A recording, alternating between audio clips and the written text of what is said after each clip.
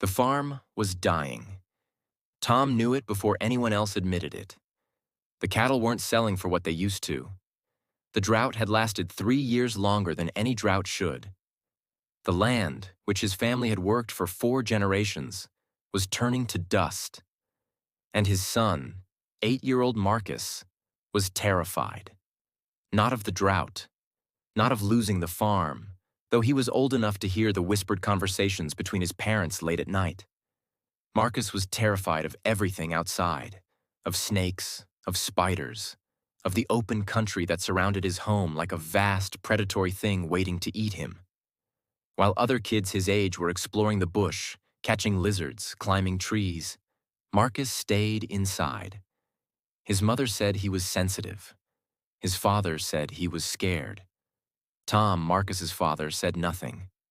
But the look in his eyes said everything. Disappointment wrapped in love. Concern dressed up as patience. It was a Tuesday morning in 2002 when the universe shifted. Steve Irwin's production crew had called ahead. They were filming an episode about Australian wildlife management, about how farmers could coexist with the animals that lived on their land. Most farmers dreaded these visits. They saw wildlife documentarians as tree huggers, as people who didn't understand that sometimes animals had to die to protect your livelihood. But Tom had been watching the crocodile hunter for years. He'd seen something in Steve that reminded him of what he'd lost. That sense of wonder, that belief that the natural world was something to understand rather than conquer. So Tom said yes. The day Steve arrived, he came alone. No crew initially. Just Steve Irwin in a khaki shirt, stepping out of a battered four-wheel drive, his energy visible before he even opened his mouth. He was smaller than he looked on television. Leaner, more intense. His eyes were already scanning the property, taking in every detail. The dry grass, the scattered trees, the weathered fence posts, the single small house where Tom and his family lived. Steve extended his hand. His grip was firm, his smile genuine. "Tom, mate, thanks for having us. This is beautiful country, absolutely beautiful. Even in drought, you can see why your family's been here for so long." Tom wasn't used to people like Steve, people who saw the harshness and found beauty in it anyway. They talked for an hour, walking the property. Steve asked intelligent questions. He wanted to know about the wildlife that Tom encountered regularly, the snakes, the spiders, the insects. He wanted to know if Tom killed them or tried to relocate them. He wanted to understand how Tom thought about the land. And Tom found himself telling the truth. "I hate the snakes," Tom said. "Taipans mostly. You can't take chances with taipans. One bite and you're done.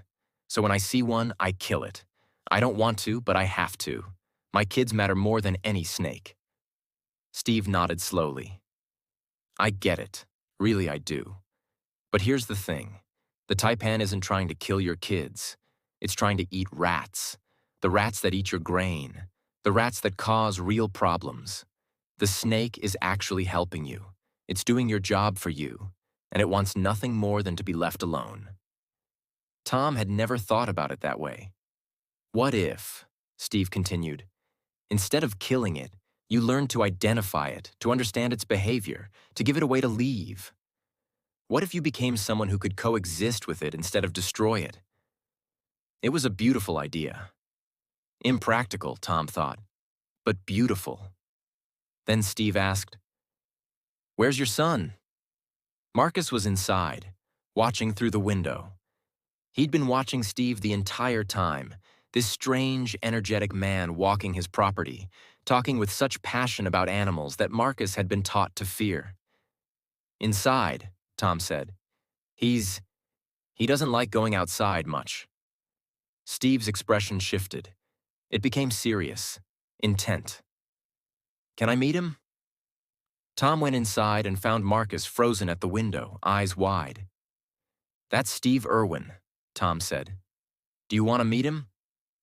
Marcus shook his head. The fear was visible in every line of his body. But Tom took his hand and led him outside anyway. Sometimes that's what fathers have to do. Steve was sitting on the porch steps, waiting. When he saw Marcus, he didn't stand up. He didn't approach. He just smiled and patted the space next to him on the steps. "Sit with me for a second, mate?" Marcus looked at his father. Tom nodded. Slowly, reluctantly, Marcus walked over and sat down, leaving a careful gap between himself and Steve.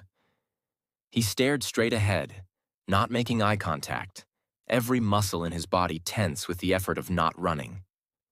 "You scared of outside?" Steve asked. Marcus didn't answer. "That's okay," Steve said. "I was scared too. When I was your age, I was terrified of so many things. Sharks, crocodiles, even snakes, can you believe that? The animals I'm famous for not being scared of. I was absolutely terrified of them when I was young." Marcus glanced sideways at Steve. "You want to know what changed?" Steve leaned back, hands behind his head, completely relaxed. "My dad. He took me out into the bush and he showed me something. He showed me that fear isn't about the animal. It's about not understanding the animal. See, when you understand something, when you know why it does what it does, fear changes. It becomes respect instead." Steve stood up slowly. "Come on. I want to show you something. Your dad too." They walked to the edge of the property, to the dry grass where a small wooden shed sat in the shade of a scraggly eucalyptus tree. Steve stopped about 10 meters from the shed. "There's something in there," Steve said quietly.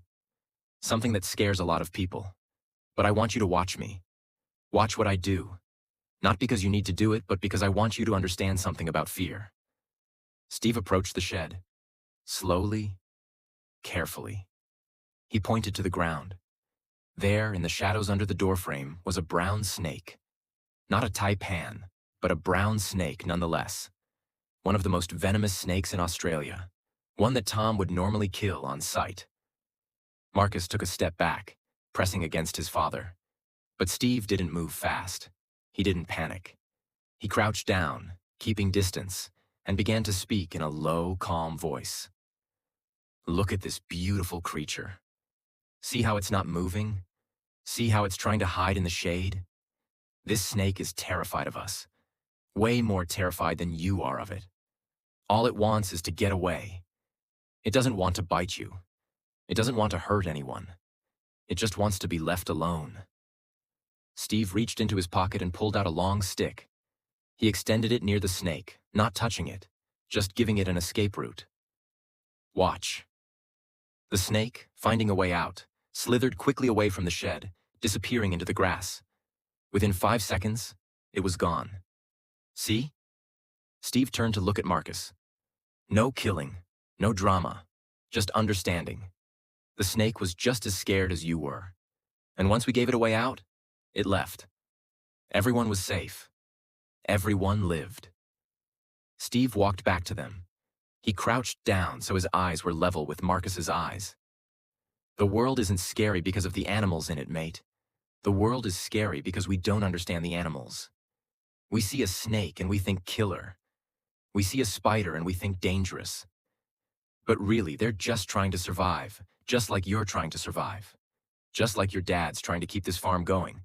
Everyone's just trying to survive. And when you understand that, when you really understand it deep down, the fear starts to disappear." Steve stood up. "You want to help your dad today? You want to be his wildlife manager?" Marcus looked up at Tom. Tom nodded. For the next 3 hours, Steve taught Tom and Marcus about the animals that lived on the property. He showed them how to identify different snakes by their patterns and behavior. He explained what spiders did and why they were actually beneficial. He talked about lizards and what they ate. He made it all seem not scary, but logical, understandable, beautiful. And Marcus watched everything. But the real lesson came at the end of the day when the sun was starting to set and Steve was about to leave. Steve sat with Marcus one more time on those porch steps. "I'm going to tell you something," Steve said, "and I want you to really listen, okay?" Marcus nodded. "Fear is like a door," Steve continued. "On one side of the door is everything that scares you. On the other side is everything that's amazing. The key to that door is curiosity. If you're curious enough, you can open that door. And once you do, you realize that the scary things on the other side weren't actually scary. They were just different. And different is what makes life worth living. He put his hand on Marcus's shoulder. You're going to do something amazing one day, mate. You're going to understand things that most people don't.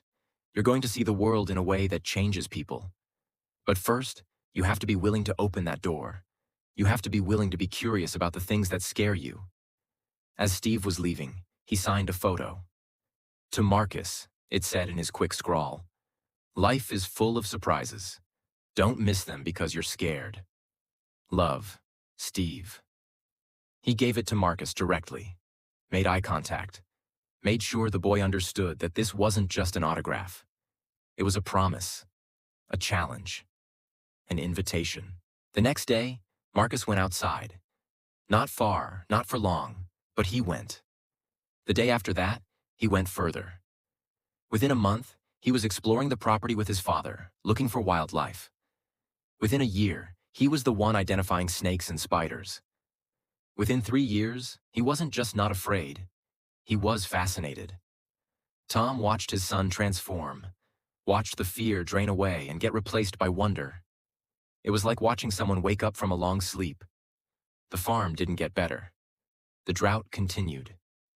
Eventually, when Marcus was 11, Tom had to make the decision to sell. It broke him. He'd failed to maintain the legacy his family had built. But when he told Marcus, something unexpected happened. Marcus didn't cry about the farm. He cried about the land they were leaving behind, about the animals they wouldn't be there to protect. He'd become so connected to the wildlife on the property that losing the farm felt like abandonment. "We'll find somewhere else," Tom told him. "Somewhere we can still help." And they did. They became involved with a wildlife sanctuary. Marcus threw himself into it with the same intensity that once had kept him inside. He studied biology in high school because of Steve Irwin. He got a scholarship to university for wildlife management because of Steve Irwin. He spent his 20s working with reptiles and teaching other people not to be afraid of them. All because of 8 hours Steve had spent on his father's farm. The years passed. Marcus became a biologist, got married, had kids of his own, built a life dedicated to what Steve had taught him.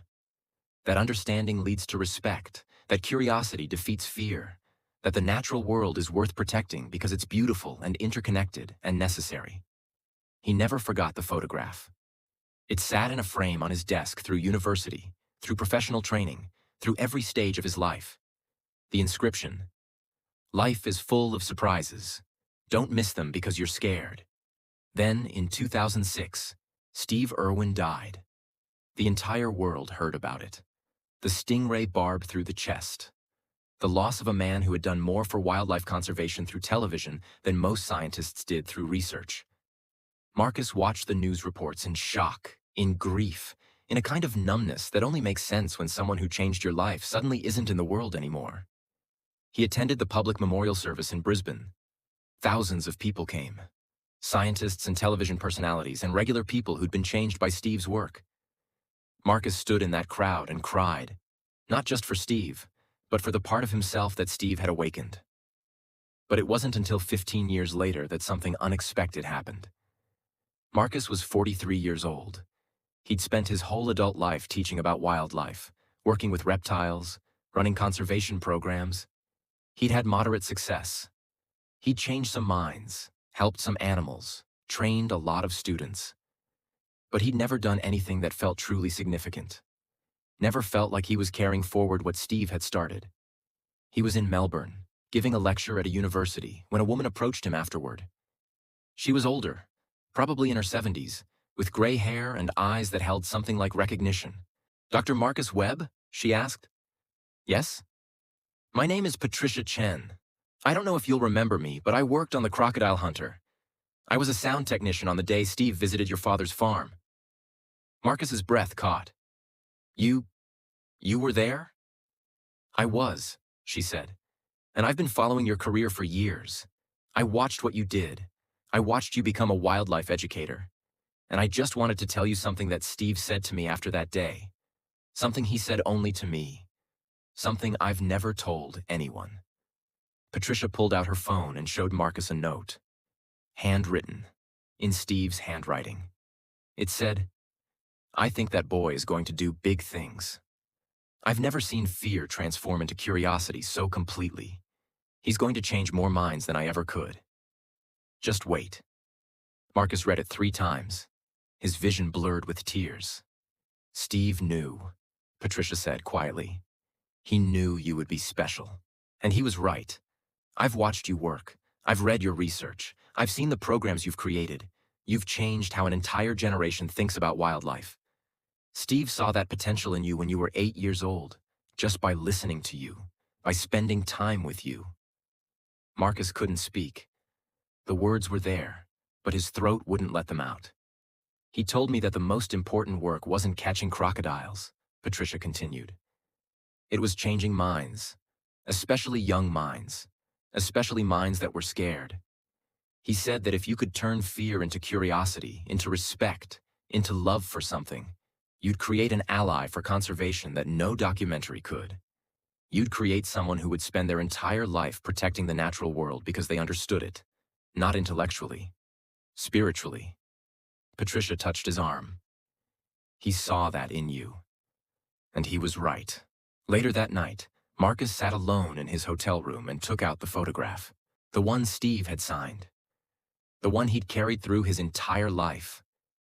The handwriting was still clear, the edges of the photo still crisp, even though it had been handled thousands of times.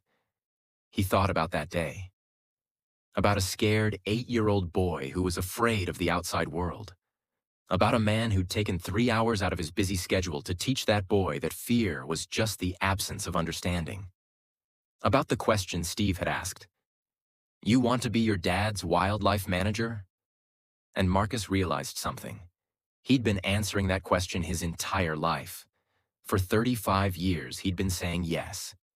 Yes, I want to protect wildlife. Yes, I want to understand animals. Yes, I want to help other people overcome their fear. Yes, I want to be a wildlife manager. Not just of his father's property, but of the entire world. Steve Irwin had planted a seed that day. A seed of curiosity. And that seed had grown into a forest. And that forest had sheltered countless animals and countless people who'd been taught to respect and protect them. Marcus pulled out his phone and called his father. Tom was 79 years old now, retired, living quietly in the country.